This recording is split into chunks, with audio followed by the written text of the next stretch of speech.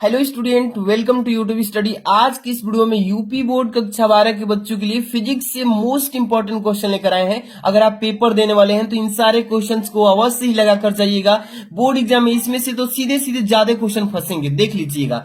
Lawrence बल किसे कहते हैं, ठीक इसके बाद एम्पियर का परिपथीय नियम, यहाँ पे एक मोस्ट इंपॉर्टेंट न्यूमेरिकल, ठीक इसके बाद सेल का विद्युत वाहक बल, धारा घनत्व, तो यहाँ पे इंपॉर्टेंट न्यूमेरिकल रखा गया। इसके बाद इलेक्ट्रॉन वोल्ट नति कोण किसे कहते हैं, सोफ्टवेयर किसे कहते हैं, यहाँ पे न्यूमेरिकल। जितने भी इस वीडियो में क्वेश्चंस आप देख रहे हैं ना, सभी मोस्ट इंपॉर्टेंट है और बोर्ड एग्जाम में इसमें से काफी क्वेश्चन आपको देखने को मिलने वाला है। तो वीडियो को तुरंत लाइक कर दीजिए, चैनल पे नए हैं तो सब्सक्राइब करके बेल आइकन प्रेस करके रखिए। डेली आपको ऐसी वीडियोस मिलती रहेंगी और तैयारी बहुत ही अच्छा हो पाएगा।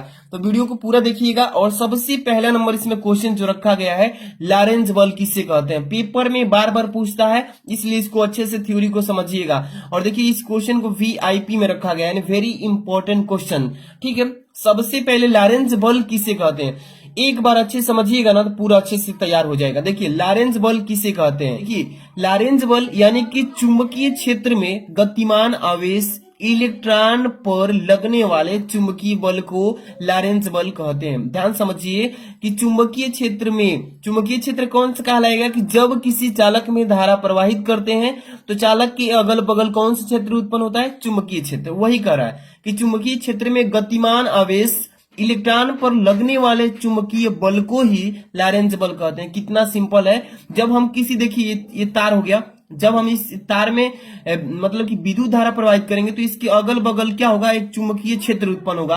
और चुंबकीय क्षेत्र उत्पन्न होगा तो ये गतिमान आवेश हो जाएंगे, जो आवेश होंगे गति में हो जाएंगे, जैसे कि इलेक्ट्रॉन। और इलेक्ट्रॉन पर ही लगने वाला चुंबकीय बल, जो लाइट प्रवाहित कर रहे हैं तो लाइट प्रवाहित की वजह से चुंबकीय बल उत्पन्न होगा। तो चुंबकीय बल अब इलेक्ट्रॉन पर बल लगाएंगे और उसी को बोलते हैं लॉरेंस बल, ठीक है। लॉरेंस बल को देखिए, इसका फार्मूला क्या होता है, लॉरेंस बल F equal to q v v sine theta, ठीक है ना। Q v v sine theta, ये लॉरेंस बल का क्या होता है, फार्मूला होता है। इसको अच्छे से तैयार कर लेना, पीडीएफ भी मैं लास्ट में प्रोवाइड करूंगा। तो तुरंत वीडियो को लाइक कर दीजिए अगर नहीं किए हैं तो। एम्पियर का परिपथीय नियम किससे कहते हैं, ये भी काफी इंपॉर्टेंट है, पेपर में पूछता है कि एम्पियर का परिपथीय नियम को परिभाषित करे, ऐसे ही पूछेगा। तो इसको कैसे लिखेंगे, ध्यान समझिएगा कि किसी बंद वक्र के परितः, देखिए किसी बंद वक्र, कोई तार है, कुंडली रूप में ले लिए हैं, तो किसी बंद वक्र के परितः चुंबकीय क्षेत्र की तीव्रता का रेखा समाकलन यानी लाइन इंटीग्रल उस बंद वक्र द्वारा घिरे क्षेत्रफल में से गुजरने वाली कुल वैद्युत धारा का म्यू0 गुना होता है, जिसे एम्पियर का परिपथीय नियम कहते हैं। एक बार अच्छे समझिए, जितने भी बच्चे शॉर्टकट में इसका थ्योरी मतलब पढ़े हैं उनका भी सही है, ये भी सही है। इसको भी आप लिख सकते हैं, तैयारी अच्छे से कर लीजिएगा। एम्पियर का परिपथीय नियम किससे कहते हैं, किसी बंद वक्र के परितः चुंबकीय क्षेत्र की तीव्रता यानी कि आई जो है, चुंबकीय क्षेत्र की तीव्रता का रेखा समाकलन लाइन इंटीग्रल उस बंद वक्र द्वारा घिरे क्षेत्रफल में उसे गुजरने वाली कुल वैद्युत धारा का म्यू0 गुना होता है, जिसे एम्पियर का परिपथीय नियम कहते हैं, ठीक है ना। अब देखिए जहां पे म्यू0 क्या है, तो निर्वात की निरपेक्ष चुंबकशीलता है। क्या है, निर्वात की निरपेक्ष चुंबकशीलता है, निरपेक्ष चुंबकशीलता म्यू0 होता है, ठीक है। अब यहाँ पे इसका फॉर्मूला होता है, तो देखिए यहाँ पे integration C into vector B into vector D L equal to म्यू0 इंटू आई के बराबर होता है। ये वाला फॉर्मूला याद रखिएगा, अगर न्यूमेरिकल आए तो इसी फॉर्मूले के तहत आप करेंगे, ठीक है। अगला क्वेश्चन देखेंगे जो कि यहाँ पे न्यूमेरिकल टाइप्स क्वेश्चन है, इसको आप बहुत ही आसान तरीके से कर सकते हैं। जैसे कि दो बल्ब हैं, एक 60 वाट का है जिसमें 220 वोल्ट विभवांतर त्वरित किया जाता है, तथा एक 40 वाट का बल्ब है जिसमें भी 220 वोल्ट को कितने 220 वोल्ट के मेंस से श्रेणी क्रम में जोड़ा जाता है। तो जब भी आप याद रखिएगा कि श्रेणी क्रम में जोड़ा जाएगा तो इसमें जो धारा प्रवाहित होगी समान रूप से प्रवाहित होगी। तो बल्बों की कुल शक्ति पूछा है, तो सब देखिए सबसे पहले आपको मैं बताता हूं कि न्यूमेरिकल कैसे करना है। सबसे पहले जिस चीज का मान दिया है उसको पहले नोट करना है, ठीक है। क्या क्या दिया है पहले देखिए, इसमें 60 वाट का दिया है ना, तो P का मान है, तो इसको P1 लिख लीजिए। क्या लिखेंगे, P1 कितना वाट है, 60 वाट है। अब P2 कितना दिया है, तो 40 वाट, P2 बराबर भी लिख लीजिए, कितना है, 40 वाट है।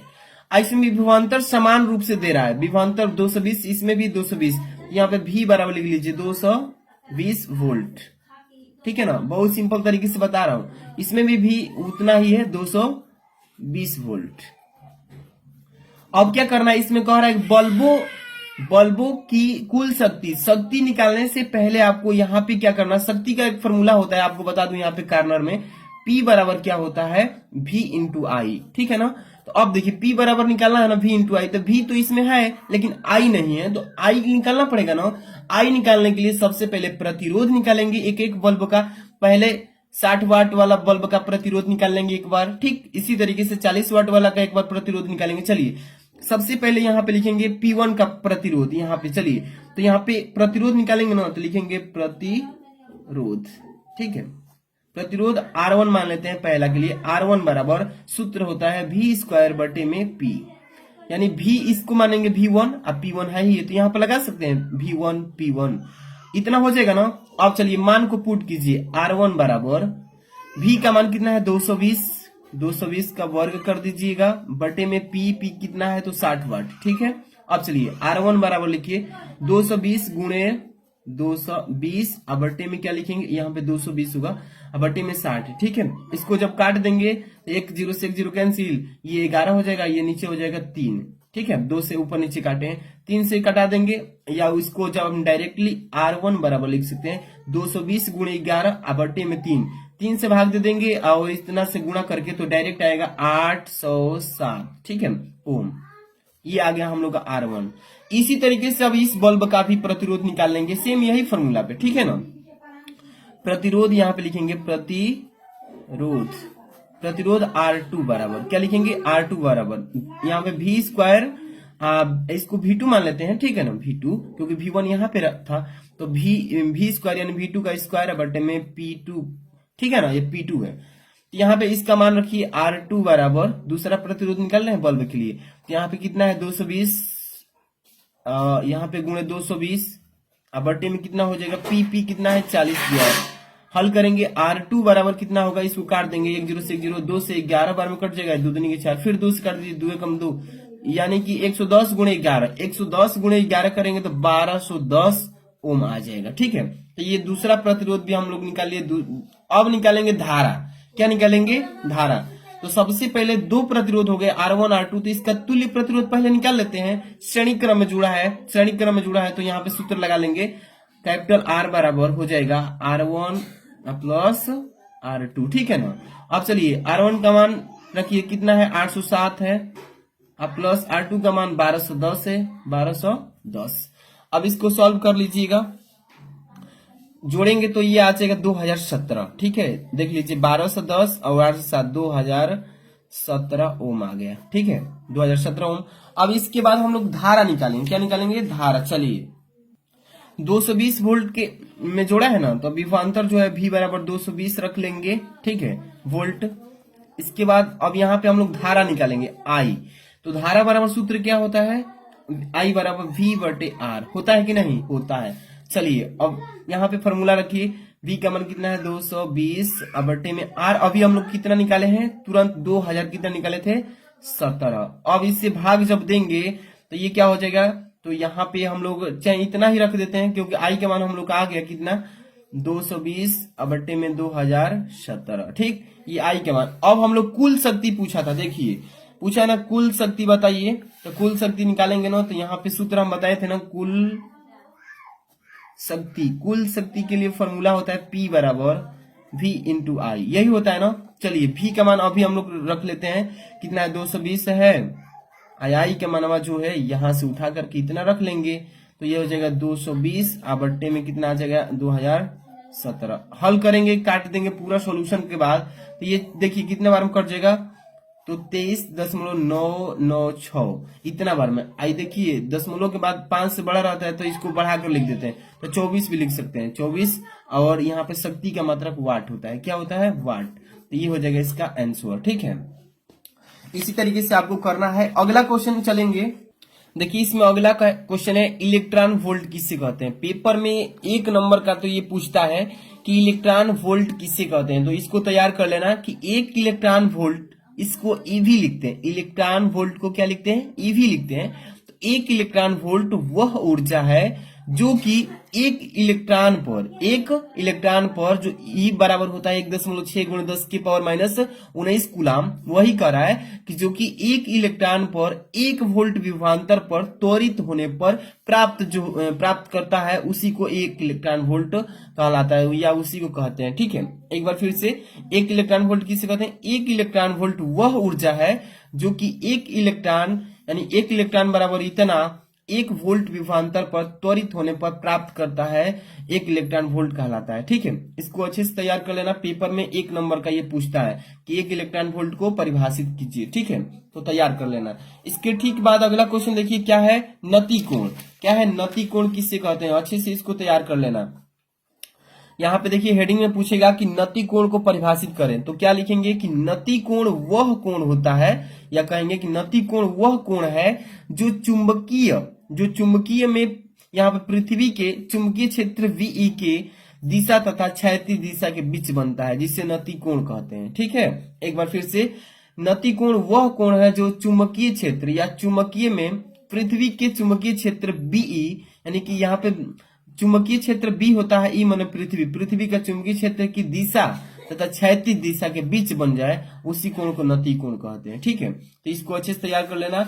इसके बाद है स्वप्रेरण। क्या है स्वप्रेरण, किससे कहते हैं, पेपर में ये भी पूछेगा कि स्वप्रेरण को परिभाषित कीजिए, तो तैयार कर लेना इसको। देखिए स्वप्रेरण किसे कहते हैं, किसी कुंडली से संबद्ध चुंबकीय फ्लक्स के मान यहाँ पे 2 बार लिख दिए हैं, एक बार होगा कि किसी कुंडली से संबद्ध चुंबकीय फ्लक्स के मान में परिवर्तन होने पर उसकी कुंडली में प्रेरित वैद्युत वाहक बल तथा प्रेरित धारा उत्पन्न होने की घटना को ही स्वप्रेरण कहते हैं। क्या कहते हैं, स्वप्रेरण। इसको अच्छे से तैयार कर लेना, पेपर में पूछेगा ही पूछेगा। वीडियो को जितने बच्चे अभी तक लाइक नहीं किए, प्यारा सा लाइक कर देना। और आपके लिए एक मोटिवेशन सुनाता हूँ कि आंखों में नींद बहुत है पर सोना नहीं, यही समय है कुछ करने का, इसे खोना नहीं। यहाँ पे देखिए स्वप्रेरण का फॉर्मूला होता है एल। स्वप्रेरण को किस से डिनोट करते हैं, एल से, और एल बराबर होता है mu naught pi into n square into R upon 2। ये फॉर्मूला रख के आप न्यूमेरिकल अगर करना चाहते हैं तो यहाँ से स्वप्रेरण का फॉर्मूला से निकाल सकते हैं। ठीक है, इसको अच्छे से तैयार कर लेना एक एक क्वेश्चन को। अगला क्वेश्चन देखिए, ये है आपका न्यूमेरिकल टाइप, लिखा है यहाँ पे कि 10 पिको फायरड। क्या पढ़ेंगे, 10 पिको फायरड का एक संधारित्र 50 वोल्ट बैटरी से जुड़ा है। अब संधारित्र में कितनी स्थिर विद्युत ऊर्जा संचित होगी, तो यहाँ पे इसके लिए फॉर्मूला लगाएंगे। आप फटाफट से इसका सोल्यूशन बता रहे हैं। देखिए सबसे पहले जो चीज दिया इसमें उसको पहले तो नोट कर लेना है। ठीक है, चलिए सबसे पहले क्या दिया इसमें, यहाँ पे 10 पिको फायरड, तो ये संधारित्र C बराबर मान दिया है कितना, 10 पिको फायरड। ठीक है, इतना तो नोट हो गया। इसके बाद 50 वोल्ट यानी कि विभवांतर दिया है, तो V का मान कितना है, 50 वोल्ट। ठीक है ना, इतना क्लियर हो गया। अब देखिए इसके बाद सबसे पहले हम लोग क्या करेंगे, देखेंगे कि जो मान दिया है सही मात्रक में दिया है या नहीं। तो देखिए संधारित्र का मान जो दिया है 10 पिको फायरड, तो संधारित्र का मात्रक होता है केवल इसका फायरड में होता है, लेकिन पिको फायरड में दिया, तो पिको फायरड को फायरड में चेंज करेंगे। तो यहाँ पे देखिए 10 की पावर माइनस 12 से यहाँ पे गुणा कर देंगे तो फायरड में चेंज हो जाएगा। देखिए 10 यहाँ पे गुणे 10 की पावर माइनस 12, यहाँ पे फायरड लिख सकते हैं, फायरड। ठीक है, अब चेंज हो गया पिको से किस में, फायरड में। 10 की पावर माइनस 12 से गुणा करा दिए, तो ये तो वोल्ट का मात्रक, विभवांतर का मात्रक वोल्ट होता ही है। ठीक है, अब संधारित्र स्थितिज ऊर्जा का फॉर्मूला लगाएंगे। पूछा है ना कि स्थितिज ऊर्जा, संचित ऊर्जा मतलब स्थितिज ऊर्जा U बराबर क्या होता है, हाफ C/V स्क्वायर। इसी फॉर्मूले के तहत आराम से निकाल लेंगे। चलिए U इक्वल टू लिख लीजिए 1/2, C का मान कितना है 10 गुणे 10 की पावर माइनस 12, और यहाँ पे गुणा कर लीजिए, और V का मान कितना है 50 का वर्ग कर दीजिए। ठीक है, इस फॉर्मूले पे कर लेंगे। यहाँ से देखिए 1/2 गुणे, यहाँ से चाहेंगे तो काट भी सकते हैं। ठीक है, 2 5 बार गया, इसको हटा दीजिए, 50 का वर्ग यहाँ से सीधे डायरेक्टली गुणा कर लेंगे, तो U बराबर आ जाएगा 25/2 या हाँ 25/2 गुणे 10 के पावर -9। ठीक है, इतना कर लेंगे। इसके बाद देखिए यहाँ पे देखिए इसको हम सॉल्व कर लेते हैं, थोड़ा सा इधर ही कर लेते हैं। U बराबर 12 इसको जब भाग देंगे तो 12 बार में हो जाएगा 12.5 गुणे 10 के पावर -9 जूल।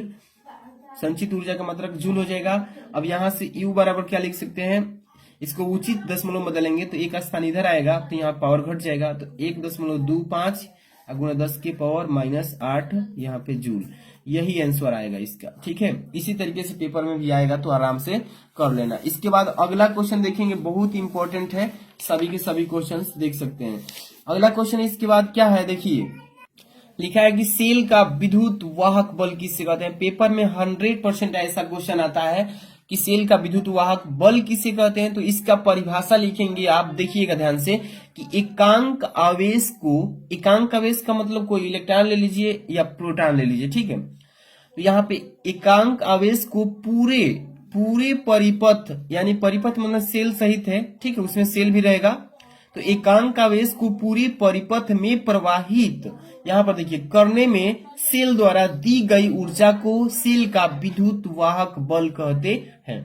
एक बार फिर से इसको समझिएगा ध्यान से, आप ही लोग के लिए 2 बार पढ़ा रहे हैं इसको कि सेल का विद्युत वाहक बल किसे कहते हैं। तो एकांक आवेश को पूरे परिपथ का मतलब जितने भी आप फिगर बनाए हैं, जिस भी चीज को रखे हैं, उस पूरी परिपथ की बात कर रहा है। ठीक है ना, तो यहाँ पे आपको अच्छे से समझना जरूरी है कि कह रहा है कि एकांक आवेश को पूरे परिपथ में प्रवाहित करने में सेल द्वारा दी गई ऊर्जा को सेल का विद्युत वाहक बल कहते हैं। अब देखिए विद्युत वाहक बल को ई से प्रदर्शित करते हैं, इसका फॉर्मूला होता है ई बराबर W/Q।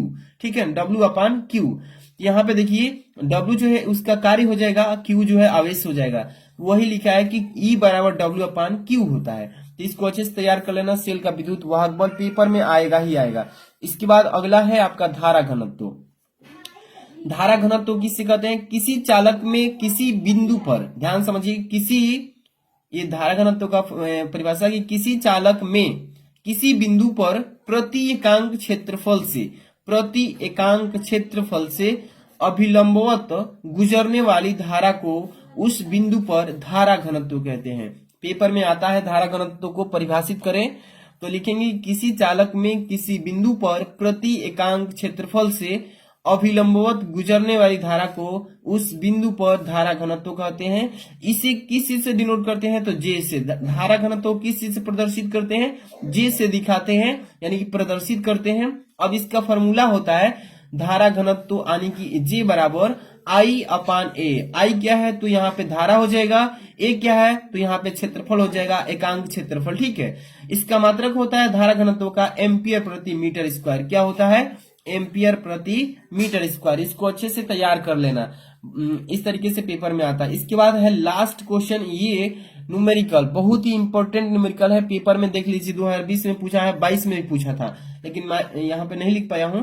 लेकिन यहाँ पे देखिए कि 12 वोल्ट विद्युत वाहक बल, यहाँ पे 12 वोल्ट विद्युत वाहक बल तथा 3 ओम आंतरिक प्रतिरोध बैटरी को किसी प्रतिरोधक से संयोजित किया गया है। ठीक है, यदि परिपथ में धारा जो है 0.5 एम्पियर है तो जुड़े प्रतिरोध का मान ज्ञात कीजिए। सबसे पहले तो न्यूमेरिकल करते समय आपको ये मालूम होना चाहिए कि किस चीज का मान दिया है। अगर मान समझ में आ रहा है कि हाँ इस चीज का मान है तो ही आप फॉर्मूला लगा के तब सॉल्व कर पाएंगे, नहीं तो नहीं आएगा। तो समझिए पहले किस चीज का मान दिया है।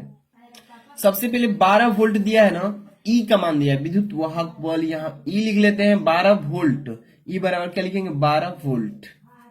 ठीक है, इसके बाद ये 3 ओम आंतरिक प्रतिरोध कहता है तो स्मॉल आर का मान है, किस चीज का, स्मॉल आर का मान है 3 ओम। ठीक है, 3 ओम हो गया।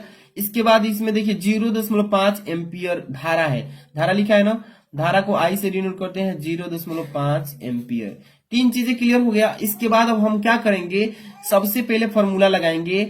यहाँ पे आई बराबर क्या होता है, कैपिटल ई विद्युत वाहक बल अपान यहाँ पे capital R plus small r. ठीक है, इसी फॉर्मूले पे हम रख के हल करेंगे। चलिए, स्मॉल आई का मान कितना है, 0 लिख लेते हैं 5।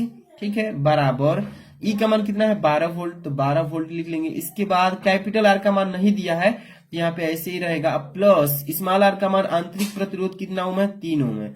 अब हल कीजिए बहुत ही सिंपल तरीके से, इसमें क्रॉस मल्टीप्लाई कर लेंगे गुणा तो हो जाएगा। देखिए 3 से यहाँ पे कर लीजिए, तो यहाँ पे पहले कीजिए 0.5 आर से गुणा होगा तो आर हो जाएगा, ठीक है। प्लस 3 से गुणा कीजिए 0.5 में तो 1.5 आएगा, क्या आएगा 1.5 अब बराबर इधर केवल बच गया 12, ठीक है। अब इसमें क्या कीजिए, इस आर का मान निकालना है तो पक्षांतर कर लेते हैं। सबसे पहले 0.5 आर लिख लीजिए, अब बराबर 12 है तो ऐसे ही रहने दीजिए। इस 1.5 को उधर लाएंगे तो माइनस में हो जाएगा कितना, 1.5, ठीक है। अब 0.5 आर आप घटाएंगे तो ये कितना आ जाएगा, 10.5 आएगा, ठीक है। 12 में से 1.5 घटाएंगे 10.5 आएगा। आर का मान निकालना है, आर बराबर 10.5 अब बटे में आ जाएगा 0.5। एक एक अंक पर दशमलव लगे हैं, दोनों हट जाएंगे। तो अब 5 कटा दीजिए, कितने बार में, 21 बार में कट जाएगा, कट गया ना 21 बार में। तो आर का मान कितना आ गया हम लोग का, आर बराबर 21 ओम, ठीक है। यही हमें निकालना था। तो इसी तरीके से करना है। जितने भी बच्चे को अभी पीडीएफ चाहिए तो वीडियो को तुरंत लाइक करना होगा, और चैनल पर नए हैं तो सब्सक्राइब करके बेल आइकन प्रेस कर लीजिए ताकि आपको ऐसे डेली वीडियोस मिलती रहे। मिलते हैं नेक्स्ट वीडियो में। Thanks for watching.